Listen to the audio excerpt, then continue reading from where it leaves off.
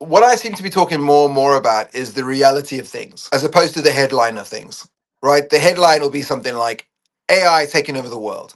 And I'll say, no, no, no, no. Most of what you see as AI is just an algorithm or Google done faster. There's no real artificial intelligence, right? My friends call it calling bullshit. Like I'm very good at going, that's not a real thing. So I'll do a talk on like 7 income streams and be like, that's not a real thing.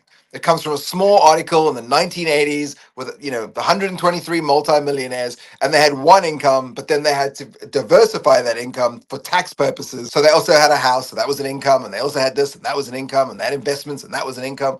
But it's not how the average person becomes a millionaire or a multi-billionaire. So a lot of the time, that's what I'm talking about. I'm talking about the trends that I see coming. Whether I was the first person to talk about the boomers, how the boomers were about to retire, the silver tsunami, right? And so I did a big talk in Vegas about that. About here's this massive opportunity. Instead of building another business, why don't you go and buy these businesses? Because these boomers are retiring. I did another talk where I flipped that completely around, and I said, instead of looking at the boomers, look at the millennials. They're about to be the richest generation in human history because of all the inheritance they're getting, right? I did a talk at Siemens in Berlin where instead of doing this inspirational talk for this universe big group of engineers, I flipped it and I said how to make the worst company in the world. Now I should have known Germans don't understand irony. So the more at the end of it, they were all asking questions. They were like, "So we shouldn't network? So we shouldn't share ideas? So we shouldn't?" And I was like, "No, it's of course you should. Like that's all. I've told you all the things you shouldn't do. In other words, to fail. So just do the opposite and you'll succeed." And I'm trying to always make it interesting and exciting and different because I think